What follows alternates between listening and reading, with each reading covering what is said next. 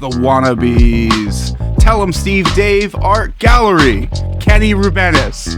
Did I say that right? He's part of the law. Sure, I guess. Martin, we gone.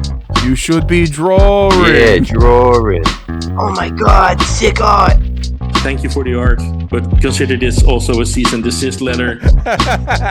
Some of the people I met at Vogerthon, which was the first time I met some other ants, they're like some of my best friends now, and I talk to them almost daily online, and it's good people. It's a fun community.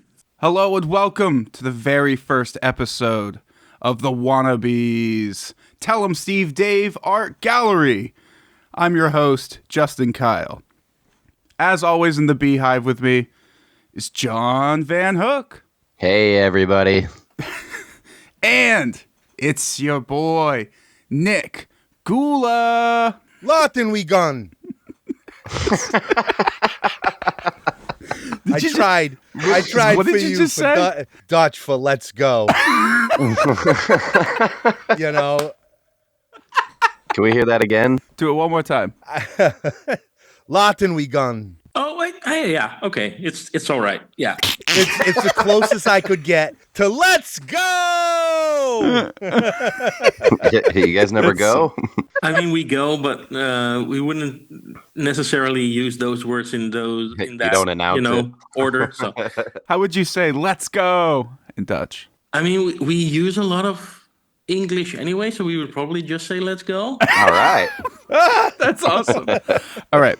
So this is the start of a semi-occurring series where we sit down and interview some of our favorite artists who have contributed to the Tell 'em Steve Dave podcast universe. As our listeners know, myself, John, and Nick, we're all massive fans of Tell 'em Steve Dave. It's how we all met, blah, blah, blah. We all know that. To kick it off, I really wanted to bring in one of my personal idols. To me, Tell 'em Steve Dave and this particular guest, they go hand in hand like an apple shoved up a Staten Island turkey's ass. All the way from the Netherlands. Give it up for the one, the only, Kenny Rubenis. Did I say that right? I mean, yeah, it's close enough. The thing is, my last name is that my granddad was from Latvia, and I always said Rubenis or Rubenis in English. But then I met someone because my grandpa he didn't talk a lot. He was like a very silent man. Not to go into things, but he might not even have been my real granddad. But I mean, Sure. that's a story for another day. But then I met someone from Latvia, and she was like, "Oh, your name is Rubenis," and I was like, "Oh, sure, I guess." So I pronounced it wrong myself, so it's fine. It's a lot better than rub penis. Yeah, I mean, a lot of people go for the rub penis sound alike thing. So Well, Fun Bearable did the whole thing with the anus. Rubenis. Yep. Well, my last name it's worse for my sister because her name is Leslie, which would be easy to be a lesbo. Yeah. I'm sure you guys get real creative with those ones. I mean, our classmates used to. I used to get malarkey all the time because that's my last name is actually Mick Larkey, but malarkey I heard it all my life. He's full of malarkey. I heard it my whole life. So that's why I kind of dropped it. Now I'm just Justin Kyle because Kyle's my middle name. So it's like, I mean, I always assumed Kyle was your last name, so this is a revelation to me as well. Mind is blown. With my name, I always got Nickelodeon or Nick at Night or fucking Nick Jr. or some other bullshit. Fuck Nickelodeon, goddammit. I don't know. I kind of like all those nicknames. I would accept any one of those. Nick at Night's kind of dope. that could be a good pod. Yeah, especially was good when I worked nights. When I worked second shift, they'd always call me Nick at Night. That's awesome. Why did you hate that? That's fucking awesome. It's just the repetitiveness they had the of best it. shows. They had George Lopez and Yeah. you know what I mean? It was just the repetitiveness of it, just hearing it all the time. Nick Jr. That's funny. I mean, it's kind of ironic getting a nickname if your name is Nick. That's true. Oh, I didn't Yeah. even think of that. That's it. To him, every name is a nickname. Saint Nick.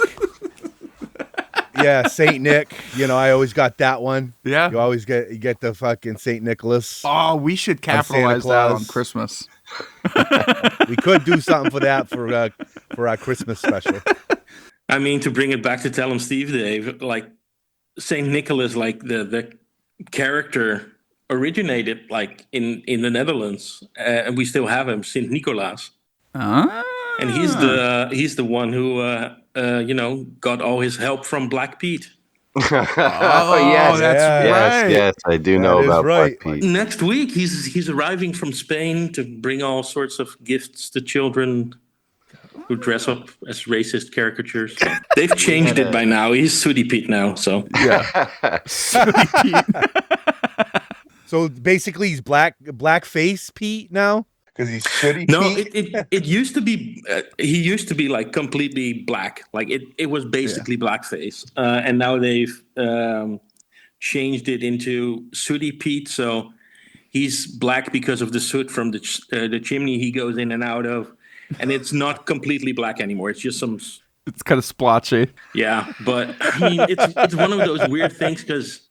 I mean, it's obviously wrong. We know it's wrong unless you're, deep into the lore of Black Pete. And you're like, no, he's black because of the soot. But, I mean, we all know. And it's one of those things that, most Dutch people somewhere hidden in their past have done blackface. Because when you're a kid, you dress up like Black Pete. Yeah. So we're all, just one old picture away from getting canceled. An entire country walking on eggshells. Back when I was little, I didn't know any better, but now Sure. I'm like, oh yeah, this is really fucked up. But this is our culture. You're trying to erase our culture. Yeah. Like many conservatives would say. Oh, in many America. people will say that because, the festivities start at like the beginning of November, so we're in the midst of it now. And every year again, you'll hear people like, "No, we've got to save Black Pete. He has to be black because it's part of our culture." And I was like, "Yeah, so is slavery." So the Oh man, we're getting off topic now. we tried to. We're showcasing artists, and we're getting to a whole other situation. Before we move on, though, I had in high school we had a foreign. It wasn't exactly like a foreign exchange. He just was foreign, but everybody just called him the foreign exchange kid because that's how it works around here. But he was from the Netherlands, and his English was not nearly as good as yours. And he was very caricature-like, and everybody loved him. His name was Ricardo. But when he went back to the Netherlands, it was around this time that you're talking about. So, like, one of the first pictures he posted was him in the Black Pete makeup, and like he's usually wearing like a very colorful garb and stuff as well, right? Yeah, so he was doing the whole getup, and like the whole school absolutely went up in flames because they were just like, "Whoa!" Yeah, I mean, Not a single person knew. it's something you can't explain to anyone abroad, and say, "No, it's fine. It's fine. There's nothing wrong with this," because there's plenty wrong with it. But it always made me giggle when Walt brought it up at one of the first Christmas pods. Yeah. As a fucked up thing from Christmases abroad. And I was like, I agree. It is fucked up. Yeah. So how long have you been listening to Tell 'em Steve, Dave? I'm a day one listener. Day one. I was there on the first day. I used to travel by train a lot to get to work. And when Kevin Smith started his whole podcast network and started bringing in other shows, I started listening on day one. Damn. OG. Gula too. He's Gula an OG, too. yeah. Well, not as quite as OG as my brother, Yeah. but Yeah. He was in the room when it happened. Or So when I started listening, I think I think you already were doing some fan art for Tell 'em Steve Dave, because I think I just remember seeing your stuff pop up on Twitter and all that stuff. So Tell 'em Steve Dave, to me, seriously, has always been synonymous with your artwork. They've always kind of just gone hand in hand. So I just want to say thank you for that. And as a young artist myself, who just really loves cartoons and that style and everything, I always looked up to your art and just would stare at it for hours. Oh, that's sweet, man. Our listeners may not know, but you're an actual published cartoonist with Dating for Geeks, and I've always admired your art, even though I can't read it. There's a small. I did a mini comic in English of those Dating for Geeks comic strips, and I'll send you the link because there's some of them online. I think I remember seeing them at one point. I think I do, but yeah, it's just there's like volumes of this guy's work. It was like I can't read any of it. Oh, because it's all in Dutch. Yeah. Yeah, it's all in Dutch. The title's in English, which is confusing for people. Like, oh, I can read this. No, I can't. But yeah, it's a comic strip called Dating for Geeks that I used to do because I quit the strip in 2024, so last year. After doing it for like over 10 years. Yeah. And it was like was it a weekly thing? No, it was daily. I used to draw it for a Dutch newspaper. So yeah, that's crazy. That must have been a wild work grind for you, a daily. I mean, you get used to it like any job. Yeah. People were always asking me like, "Oh, where do you get your inspiration from?" It's like the deadline. I mean, it needs to be done. So, and after a while, I mean, because it's basically a joke a day. Yeah. After a while, you get used to. Well, you learn how to write a joke, and even if you don't think it's that funny, you're still like, I mean, it's got a setup and a punchline. It's good enough. Yeah. And if people don't like it, there's another one tomorrow. So who cares? Yeah. But I mean, it was especially the first couple of the first year. I had to deliver my comics like a week beforehand. And then it slowly turned into maybe a couple of days and then the day of. And then they made the mistake of, because I used to send it like 10 a.m. in the morning or something because I'm up early usually. And then they made the mistake of emailing me at like 3 p.m. Saying, oh, we spotted an error. Could you fix it before the paper goes to press in 2 hours? I was like, oh, so I've got until like 5 p.m. Okay. And then most of the times I delivered my comic like 2 hours before press. I mean, that consistency right there is what probably draws people to it. 10 years of just grinding it out and having that consistency is probably where it is. Even if the joke doesn't land as good as, some of the other ones, it's just that consistency. People feel like that's like a warm hug. Probably that's what I would surmise. For sure. Yeah, because a lot of people like the newspaper was read by it was one of the best read newspapers in the Netherlands until they went bankrupt during COVID.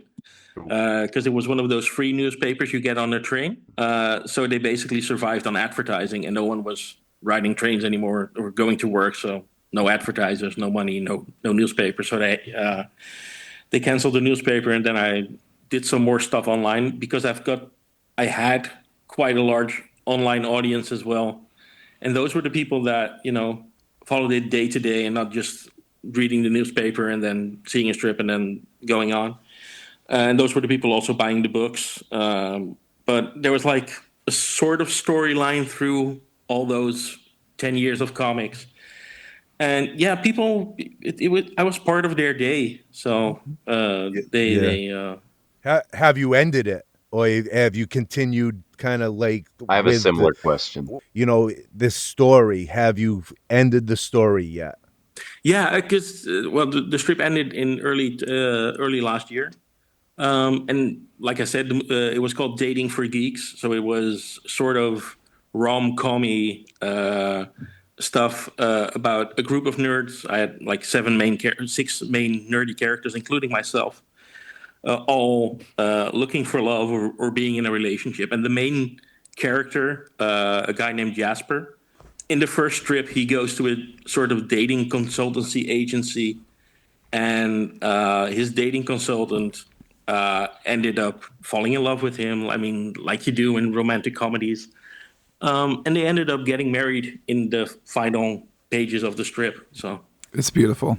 and one of the things I'm most proud of with that comic is because it was about nerds and my audience was mostly very nerdy people, is that I sort of stuck the landing, because usually the end of a series is something most people will disagree on. It's like, Yeah. oh no, it should have ended like this, it should have ended like that, but not the way it actually ended. But I didn't hear any complaints, so I sort of, Hell yeah. You didn't get the Game of Thrones treatment at the end. No, but I was so stressed out about that because I was very aware of the fact that there were high expectations. It took me a long time to finish those final, because I wanted to go out on a bang. Because if it's a daily strip, you're like, okay, for the final update, I want to do something special. So it was already their wedding, and I was like, I mean, I could do a strip a day, or I could just end it on like an update of like 50 or 60 strips. And that's what I did. But I rewrote them so many times because apart from them having to be funny, there having to be a punchline at the end of every strip, it also had to tell the story. And it was just difficult, and I was afraid to fuck up or mess it up, and I didn't. So I'm happy I didn't. You were just resisting the urge to have a dragon come in and burn everything down. It's like, don't do that. That's the easy way out. Oh, I wanted to do. I was thinking about doing like the Wayne's World ending.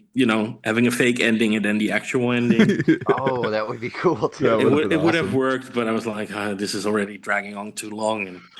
But in the end, people just wanted more. So My question after that, so you're talking about how the paper went down during COVID. I was curious to know that when you had done the strip for so long, and then you had just gotten the news that there was basically no place to continue to publish it, did you still continue to draw comics on the daily? they actually, I mean, the newspaper ended after they, because they already were seeing, numbers going down, and they had to make some budget cuts. And the first thing they obviously cut was the comic, and they let me know like 2 days beforehand. It's like, oh, this Friday is going to be your final comic. I was like, okay, shit, this isn't what I was expecting, and this sort of sucks. But because of my large online audience, I was able to do a crowdfunding that kept it going for quite a while. So because I did a sort of safe dating for geeks, I remember this. Yeah. and I managed to raise like almost 45,000 euros. So That's awesome. well, yeah, it was a nice big chunk of money that was afforded me the luxury of going on for a couple more years after that. And inevitably, the proof that your art touched so many people because they wanted to see it stick around. That's awesome. I mean, what else could an artist ask for? I mean, that was the main thing. I always like people reading my stuff or seeing my stuff, and it's not even that important to me if they know who I am or who the author of the comic is, because I'm pretty sure that in the newspaper it didn't even mention my name. It just mentioned my website and the name of the comic. But I was like, that's fine as long as people are reading this. So. Yeah. Never underestimate the power of OCD and nerds because they will get shit done.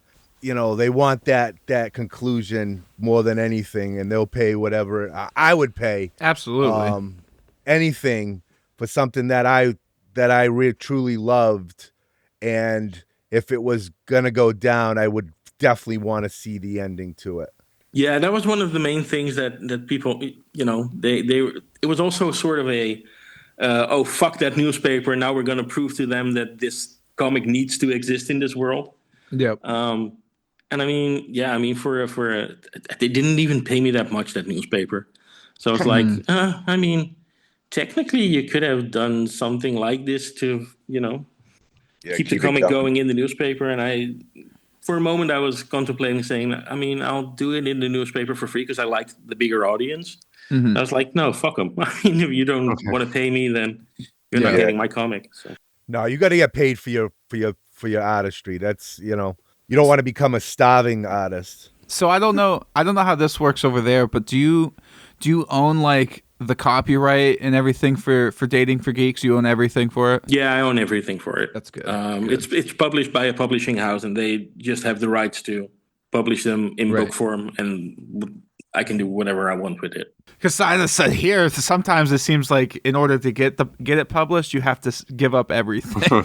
It sucks. I mean, for newspaper comics in the US, you basically have to like join a syndicate and have at least, I think it's like 200 strips done before a newspaper will sell or buy into the comic. It's like, okay, we'll buy a year's worth of this comic, and then they only pay like, I don't know, $10 per strip, but it's more newspapers, so Yeah. you'll be able to make more money. But I mean, see, the syndicate will own your copyright basically. Like growing up, that was like my outlet for comics growing, because we didn't have like a comic book store or anything that I could just go to when I was a little kid. So we had Garfield and the Peanuts and all the Beetle Bailey, all that stuff. Zits. I remember like just devouring the funny papers. every Sunday was colors, so those were cool. But they were all daily.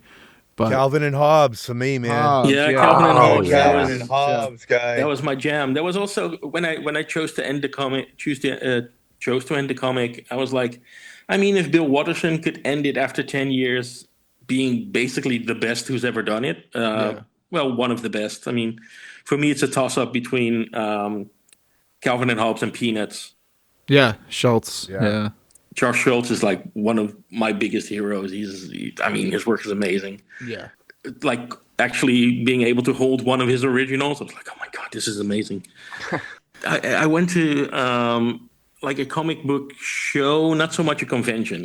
It's called Small Press Expo. It's close to Washington, D.C., and it's every year in September. And I was invited with a cartoonist friend of mine who's more, well-known worldwide. And I was allowed to come with her. And they have this sort of excursion to the Library of Congress where they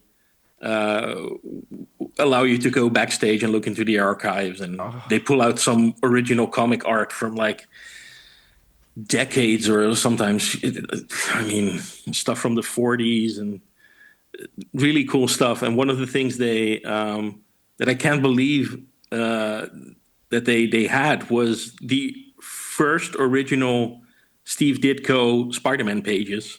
No. So they had all those pages, and I was like, "Oh my God, this is worth basically millions." And I was like, "This is Spider-Man." And I'm not even a big Spider-Man guy, especially not the comics, because a lot of the like US superhero stuff doesn't really get to us. I mean, it's sold, but it's not something we grew up with. It's more like European comics. But that made a huge impact on me. It's like, oh my God, these are the original. He touched this, and you could see where he erased some stuff. And and they were actually kind of shitty drawings, but I mean, it's the first time he drew Spider-Man. So I have one piece of original comic art from Walt Flanagan from Knights of the Fifth Dimension, and it hangs up on my wall, and I get lost staring at the inks, and I like looking for those mistakes, which is interesting because as an artist, you're so self-conscious about those mistakes, right? You're just like, this has to be perfect. I can't fuck this up. But as somebody who loves that art, I kind of like seeing there's nothing more boring than seeing an original drawing by someone and there's not a single, mistake that they fixed. It's like, yeah. But yeah, those pages with lots of like whiteout stuff, and those are the best. Some like spots have been like redrawn and pasted on and stuff. It's just so cool. Yeah, and it's always it's good to see that even like the people you really admire, like Charles Schultz, he made mistakes, and I'm like, okay, thank God, if he's allowed to make mistakes, then I am as well. So So true. yeah, It's so true. but I mostly work digitally, so it's easy to make my mistakes go away. One button. Yeah. How long have you been an artist? Have you been drawing your whole life? When did you really pick up the pencil for the first time? I mean, all of my earliest memories involve me drawing. So I've probably always drawn. I don't even remember the first time I drew a comic. Yeah. I know I drew a lot of because I read a lot of comics, and at first I was just drawing those characters and making them have have new adventures that I made up. And then I think probably the first comics I did with characters of my own were probably comics about myself and doing like basically very mundane things like walking a dog and then losing the dog runs away and then I have to find the dog and that sort of stuff. But yeah, I've always drawn, and it's the only thing I think I'm sort of good at and enjoy doing. So Yeah, it's absolutely. good to be able to make that my job, because otherwise I'd be in like one of those boring office jobs probably. Well, obviously your writing isn't bad either. Your writing has to go hand in hand with your drawings, especially in a comic strip. Like it either has to look like the Mona Lisa and sound like it was written by a third grader, or a little bit of both. It depends on what I do, but sometimes my writing is better than my art, and I was like, oh, that's fine because it sort of works together. Like those comic strips, they don't have to be super well drawn because people will mostly read the words, and once you get to the joke, you'll forget about the art. But it's still, I mean, it's simple, fun drawings, and I like those the best. Like people forget how hard it is to draw Snoopy. Not everyone can draw Snoopy. It's so true. Surprisingly difficult. So. Yeah, on like a consistent basis, he has to look the same throughout the entire strip. Even if it's 3 panels, it's difficult. With your own work, it's like because you designed it and you drew it, it's like, oh, this is super simple. Anyone should be able to draw this. But so far, every time someone's tried to draw my original characters, they don't look like them very much. So it's like, oh, maybe they're more difficult than I think they are. So you've been listening to Tell 'em Steve Dave since day one. Mm-hmm. And you've made the trip to New Jersey how many times now? Like twice, you said? No, I've been to New Jersey now 3 times. Yeah. The first time it was basically a New York trip, and I did a 1-day trip to Red Bank to see the stash, and it was just Walt and Mike working there at that time, and I was like, okay, this is super awkward because I was there on like a random Tuesday afternoon, so there was no one in the store but Walt and Mike. Yeah, I was like, oh god, and now I'm not really there to shop. I'm not really there to buy any comics, but I want to go in and see the whole cabinet of Tell 'em Steve Dave stuff, and I think I brought some art I'd done before. But I mean, you've all met Walt, right? Yeah. Yeah.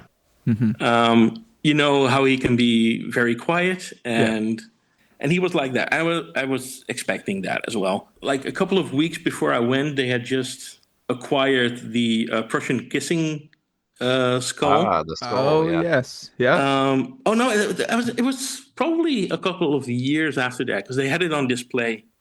And when I was there, the skull wasn't in its case. So I was like, "Oh, what's happened to the skull?" And Walt was like, "Oh, you just missed it. It turns invisible between 2 and 4 p.m." I was like, "This is such a weird thing to lie about," but I loved it because it was so Walt to come up with some sort of bullshit story about it not being there.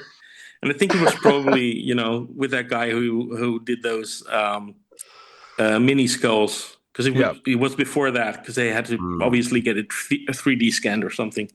But that whole, oh no, it turns invisible. It really made me laugh. And then Walt, after that, he just went into the basement, and after a couple of minutes, he came back up with some stickers, and that's awesome. Then he went back to, I don't know, drawing on his iPad or something. Yeah. And I talked to Mike for a bit, but he wasn't, that engaging as well. So yeah.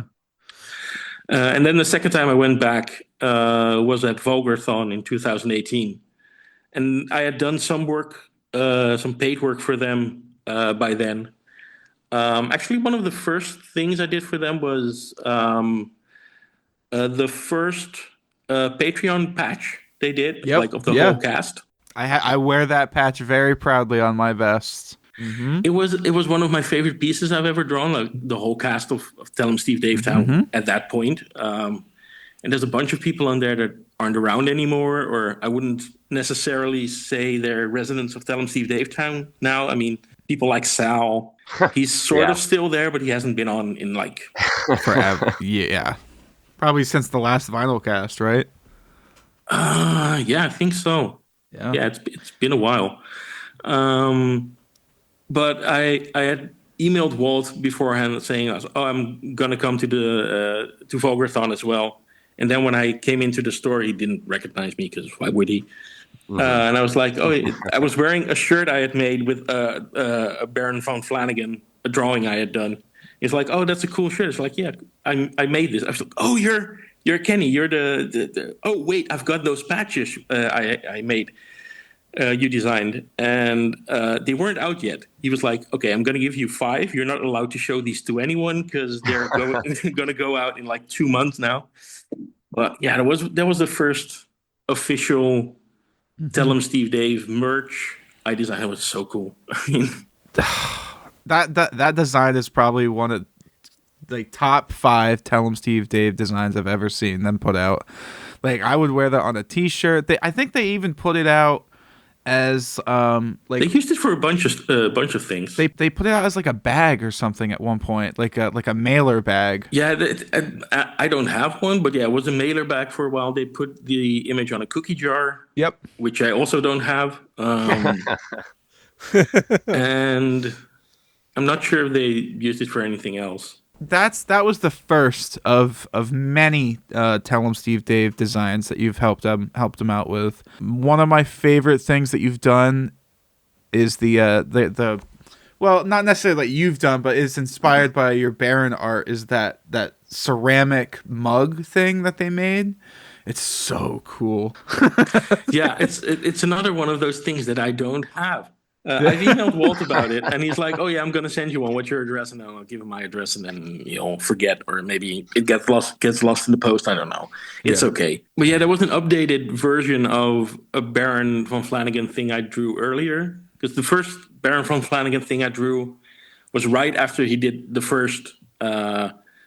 He did the whole thing on the podcast for the first time, and he wasn't even wearing the mask yet. Yeah, it was just his face.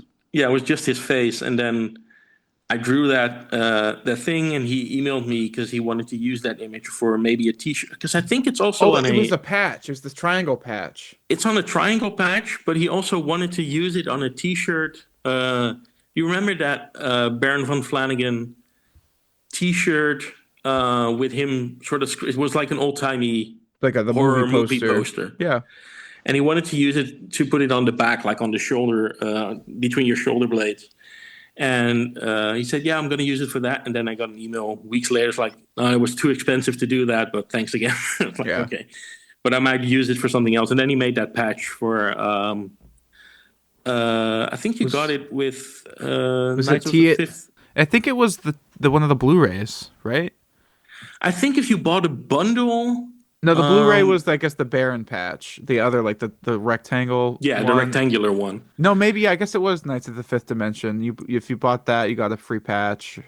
Yeah, I think that was it. I think that was it. But I think that might have preceded the whole cast. It might have, because that was pre-Patreon days. That was like, I think that was at the tail end of Comic Book Men. I think is when they started doing that booty time. Damn, so that's what I'm saying, man. Your artwork is so fucking part of the lore. It's not even funny. Like, he's part of the lore. Kenny, how old are you?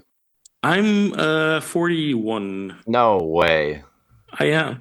What did you think? I honestly, I would put you maybe 2 years above Justin here, like 31. I mean, I look young, but there's some gray in my beard, and you know. Oh, I can kind of see it now. There's gray. Don't You worry. pointed it out. Now I'm like, oh God, who let this silver hair in here? There's some red-headed gene in me, and apparently redheads turn gray on later in life. So Well, you look great. I'm just sitting here wondering, like, how old must he have been to be like so deep in the beginning of Tell 'em Yeah. Steve Dave? And I was young back then, and I remember hearing it being like 5 years old when I was listening to it. Like, I wasn't 5, but the content was 5 years old. And so, but to think you being back to the beginning, and then me also thinking you're about Justin's age, it blew my mind for a second. yeah, no, I've been I turned 41 last month, so Nice. Well, happy still belated. getting used to saying 41 instead of 40. So. So what is your, in your opinion, what's your favorite Tell 'em Steve Dave merch or artwork that you've ever done? What's your favorite? Because you did that whole TSD Comics series, which is fantastic. Yeah, I mean that would be my favorite if it was like an official, which it might be in the future if I get off my ass and draw some more of those. You should be drawing. Yeah, That's what Gula drawing. tells me all the time. I've spoken to Walt about it when the last time I was in Jersey. I made some postcards with those comics on. Yeah.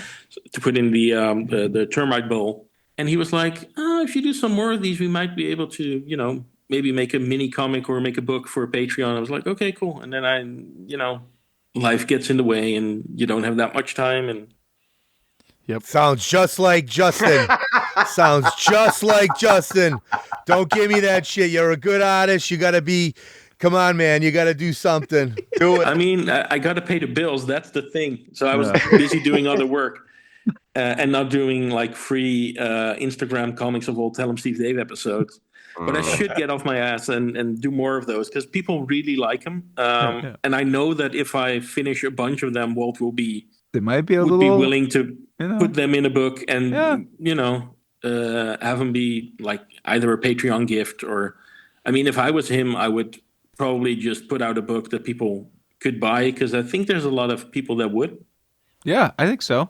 If they've like teamed up with Blue Juice or something again and just put out like a small print run or something. Something like that, because what I do with those comics is basically listen. I started listening again from episode 1 and just writing down some conversations that will work in a 4-panel comic.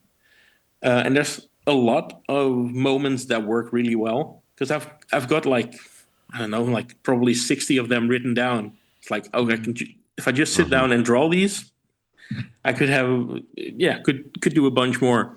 But especially fans of the podcast, they enjoy reading those old or reliving those old Tell 'em Steve Dave moments. And you don't always have time to like listen to the whole catalog again, but you could read a book with a bunch of those comics in like one sitting.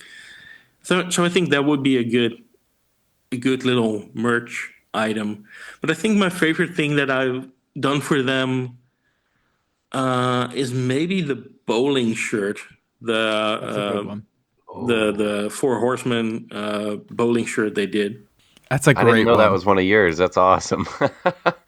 That's what I'm saying, man. When we started the Tell 'em Steve Dave art gallery, this is why I'm like, we got to start with Kenny. Wow. Oh, man, that's a good one. With I don't even think I have that one. I don't think I was at that level. Again, I don't have one either. Like most of the things I've done for them that were turned into merch, I probably don't have because I also did the umbrella, which I do have. The umbrella. The umbrella was cool with all the different barons on it, and it's one it's my go-to umbrella if I need an umbrella. Justin, stop bringing up sore subjects. You see the guy's hurting. You just keep kicking him when he's down. Come on. He doesn't have none of his merch. I got all your merch, guy. Don't worry about it. Well, the man you want to talk to is Curator. He has everything you don't have. He has two of them. That's so true. And he's welcome to it. He's got a museum. So the mini comics I've done and some prints, I've sent him some stuff over the years to add to the collection. The bowling shirt was a lot of fun to do. The umbrella was a lot of fun as well. I really like the, but that wasn't for Patreon. It was just normal merch for Black Friday. The Ant-Man shirt. Oh yes, yes. Because it was one of those weird things. Because like, even when Walt emailed me, it's like, okay, I want to be Adam Ant, or yeah, he's Adam Ant, right? The Hanna-Barbera thing, and Brian should be Ant-Man, and then Q has to be Adam Ant. I was like, okay, I vaguely remember that name from like the 80s, but will people recognize him? It took me. It's It like, took me a while. doesn't matter. It And took me a while. then they did that commercial where Q was like, who am I supposed to be? I was like, yeah, it makes sense. But it's also what I really like about that shirt. It's like, oh yeah, they're okay, because it says Ant-Man underneath, and I recognize two of them, and there's this weird pirate-looking guy with makeup. Somebody just tried to use that as like AI, right, online. Oh yeah, That those drawings and stuff like that, and they used it as a thing without your permission, which really I got really upset about that one. Yeah, some others got upset as well. I was like, I mean, I really dislike AI art because it's not art. Sorry, Ron. I hope that people don't feed my art into the algorithms and the machines and all that sort of stuff. And he did, which sort of bugged me. And I mean, it didn't really look that good. I mean, it was sort of an animated version of it. I was like, I studied animation. I can do better than this. Yeah, man. Like, and it sort of bummed me out. But it was good to see that a lot of people were like, oh no, man, you shouldn't be using someone's art without their permission. And he was like, oh, well, maybe a lot of people know about you because I did this now. And I'm like you were saying, Justin, like I've been around for quite a long while. So long. A lot of people will know that I've done that art. Yeah. So yeah. I don't know how like anybody who isn't like an ant doesn't already know you. Like, I don't know. It just, to me, it's just they go hand in hand. I don't know. They will have seen some of my art Exactly. at some point. Yeah. And you've done stuff for Fun Bearable too, so Fun Bear, yeah. Like, I mean, it kind of goes with a lot of that stuff too. So they know your name, they know you're part of like that situation. Tell them part of the law. You're definitely part of the law. Yeah, I think so, and it still surprises me whenever, because once in a while they'll sort of mention me on the podcast, and I was like, wait, what? They still know who I am? Yeah, and it's, I mean, like one of the weirder things that happened, and I didn't even know it was gonna happen, is that Mary Beth used one of my drawings for the wedding invitation for her and Brian's wedding. Because I had, when they announced that they were going to get married, I drew like a quick little fan art thing, and I was like, okay, I'm just going to post this, and that's going to be it. And then all of a sudden, I got a direct message from her on Facebook. It's like, oh, what's your address? Because I want to send you something. And then I got like the wedding invite in the post. It was like, oh, cool, you didn't ask me to use this, but for this time, I'll allow it. But that's one of those, because it's up on my fridge. I think that's probably the coolest Tell 'em Steve Dave thing I have, because it's not something anyone has, because it's signed by like the whole crew and Mary Beth, and I think Sage signed it as well. Which is cute. I'm jealous. And it came with like a thank you letter, thank you note from Mary Beth, and one from Brian. And Brian just wrote, thank you for the art, but consider this also a cease and desist letter. That sounds like Brian. That's awesome. Yeah, it was a very heartfelt note from Mary Beth, and then basically a joke from Brian. So that's incredible, man. What a crazy life this is, right? Yeah, it's so weird to listen to. Well, to start listening to a podcast like 15 years ago, and then sort of get to know the guys in real life, and get to know a bunch of ants just because you listen to the same podcast. some of the people I met at Vogerthon, which was the first time I met some other ants, they're like some of my best friends now, and I talk to them almost daily online. And yeah, they're people that when I go to the US, and not even in like the New Jersey area, because like I said, I went to Washington D.C. for the comic convention. They were like, "Well, if you're going to be in the States, we want to meet up with you." And they came from like different states to just hang out. Hi. Yeah, just to say hi, and it's amazing because it's a very nice. The Tell 'em Steve Dave community and the ants are like super cool. They're friendly. A lot of them are friendly people. A lot of them are assholes and they're on Reddit, but I think that's the basis of why we started doing Wannabeez, is because when we met on the cruise, the last IJ cruise, we're like how could we just stay in contact? How could we just keep this energy? I don't know. I just needed something in my life, and I needed to connect with people and I don't know, like the ant community is just like the fucking best, man. And by doing this show every week, we have an obligation to meet up and hang out and have fun and laugh, and then we get to talk to people like yourself, and it's just like, I don't know, it's incredible. The way I describe it for myself is like we had all these experiences, and how could we bottle that and like bring it to people and bring their stories to the top and really try to showcase no pun intended, but a showcase of the ant community, and just try to bring that forward. That's kind of how I describe it in my mind. Yeah. I mean, it's also really cool that like a lot of people that are like part of TESD Town now are people that started out as fans. Mm-hmm.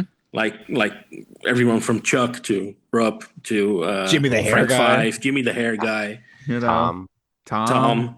Yeah, they're all fans that just happen to be at the right to provide something at the right time. Like Tom with the whole questions for the Sunday Jeff show and stuff like that. It also speaks for the guys, and especially Walt, because he's like the mastermind behind all of this. Allow fans to sort of get into that inner circle and be part of the show. And that's also because it's good people. It's a fun community. Yeah. Yeah, it really is. And it's the same people over and over. It's a small community. every time we go to Black Friday, I feel like we see the same people. A couple new faces, but it's always like the same, group of people, and they're all lovely.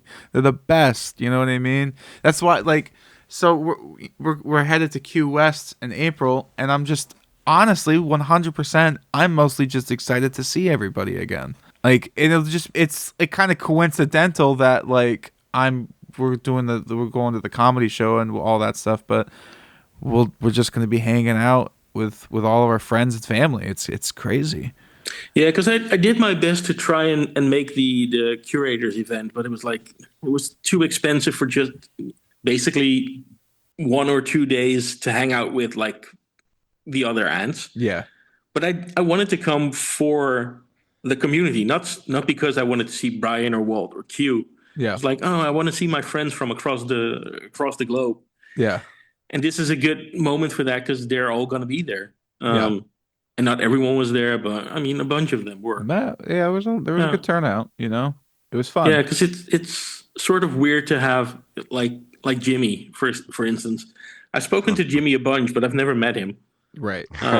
He's a fun one to meet. Yeah, I can imagine. He's like the ultimate hype man. If you want to feel good about yourself, go talk to Jimmy.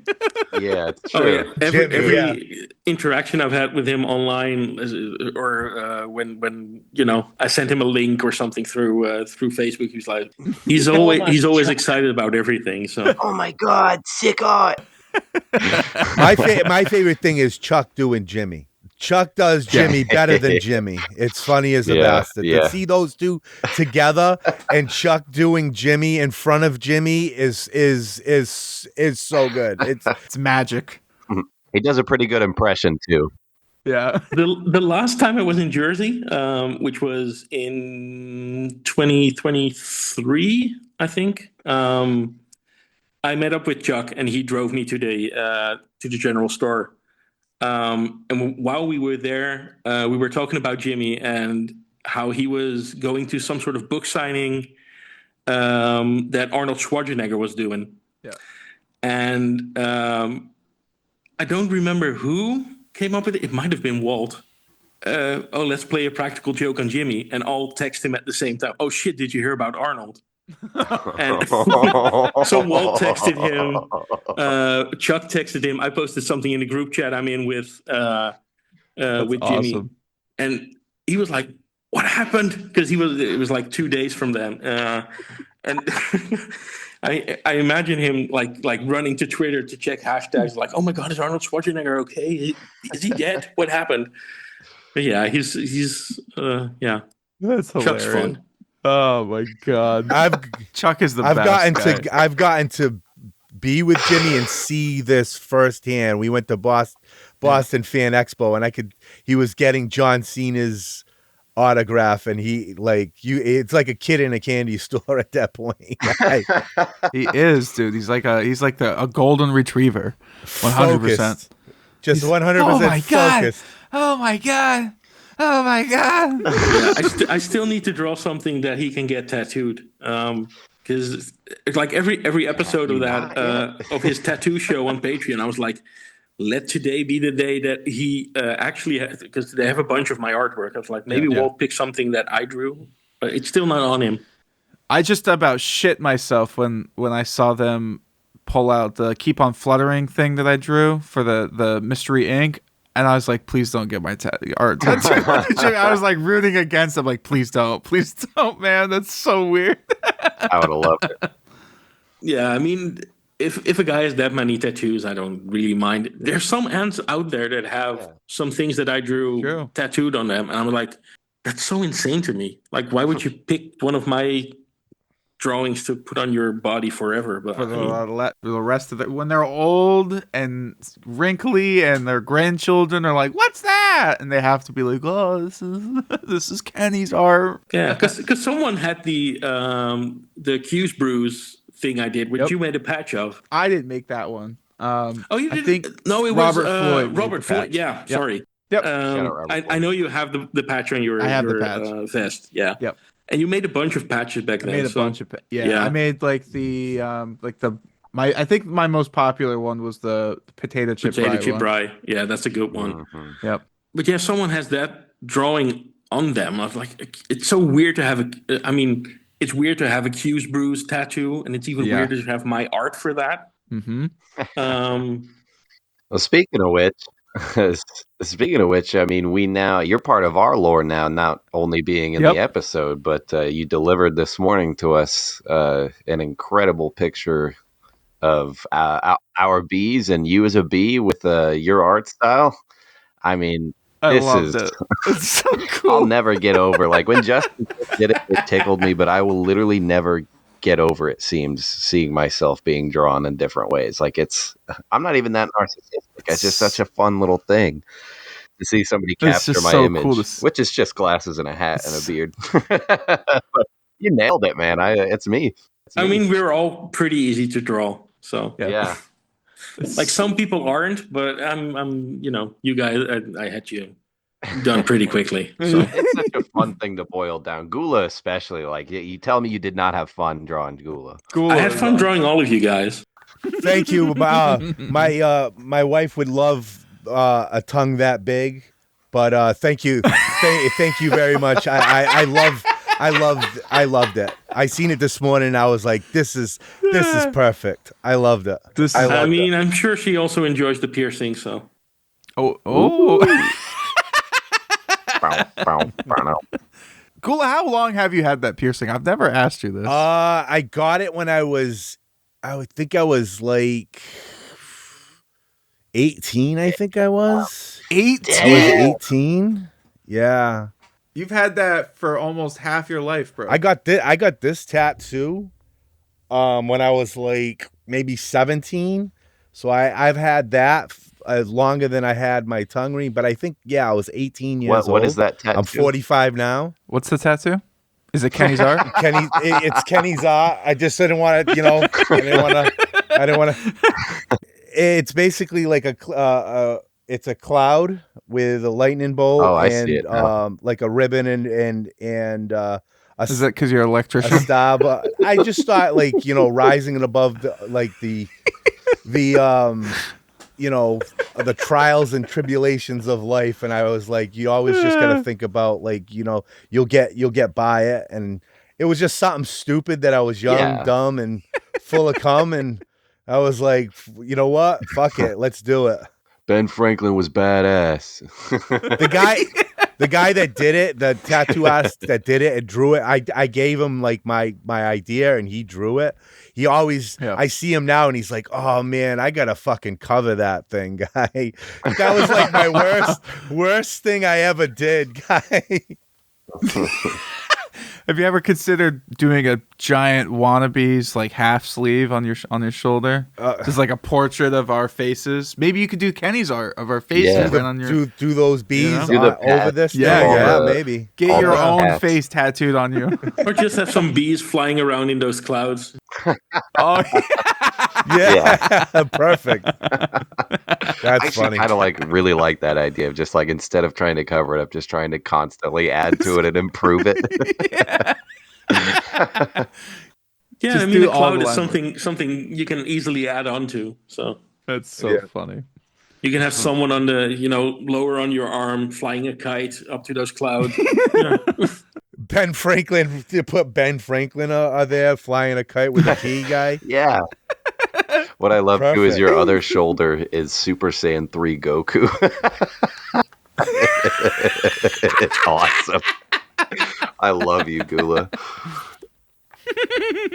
I mean, I love random tattoos like that. I don't have any tattoos because funny. I mean, I get bored of my own art pretty quickly. So I was like, I'm not sure if anything that I put on my body I would enjoy a month later, but I think that's why I enjoy wearing my 4-color demon vest a lot, is because I just like to. It's art that I like to wear, but then I can just take it off at any given time. If you know what I mean. It's just if I have to go to a job interview or something, I can just take it off. But I generally wear it 24/7 though. With me being an electrician, I figured that would be a cool tattoo. You know what I'm saying?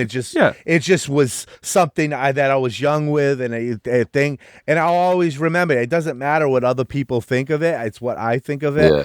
And Goku has been part of my life since 89. Yeah. I've been watching Dragon Ball from the beginning. So it's that's something meaningful in my life. And I'm like, fuck it. I'm going to get that too for me, not anybody else. And then everybody, you guys know what the meaning behind that was. So every tattoo that I've gotten has some kind of meaning to me. And I really don't care what other people think about it. Hell yeah. Well, tell Kenny. Tell Kenny what the arrows mean. So it's not the Konami code, is it? Or no? No. That would be up, down, down, left, right, A, B, start. But this is from Helldiver, and it's reinforced. So it would reinforce your fallen comrades. And unfortunately, one of my best friends, Jeffrey Parker, that I used to J.A. Parker, shout out J.A. Parker. That we used to play with, tragically passed away. So I got that in his name, to kind of reinforce, you wish you could, that was a real thing. So you could bring back, the people that you've lost. So. And Jeff was he was an incredible artist in his own right too. Yeah. He did daily comic strips and stuff like that. Yeah. He was a really, really awesome. He had a strip awesome about this fast food wars. Yeah, this guy who lived in a burger costume. Yeah. He did that for you. He's got thousands of those comics on Instagram. He had a very unique style too. Yeah. He was very, very crazy with his pencil. Send me a link because I want to check this out now. Yeah. We'll send you. Yeah. I'll send you his Instagram because I think that's where Cool. most of his stuff is. Shout out Jeffrey Parker. Yeah. Pick up Savage Compassion. Kenny, do you have a B fact for us?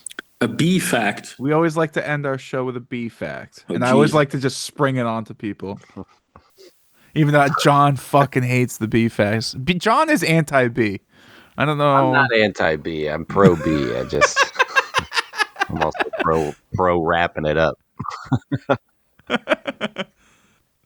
Gee, a bee fact. I mean, it's a fact that I once got stung by a bee, but it's very boring. B fact: Kenny was stung by a bee. Boom! It's part of the law. I got stung by a bee on my upper lip, so it wasn't very fun because I was during a day trip to some sort of amusement park, and That is a classic wannabe story from an ant that he got stung on a bee. Going to something. Was it like a sugary drink? Because that's happened to me where like I go to take a drink and there's a bunch of fucking bees in my soda or something. Sounds like somebody else is anti-B here. No, I love bees. We love bees here. Bastards. no, I mean it was just one of those summery days where there was a bunch of bees around. So Yeah. Well, Kenny, I want to thank you for coming on and chatting with us for a while. Hopefully, we'll have you on again soon. And I'm just be cool. Shut the fuck up. Buzz, motherfucker. Buzz.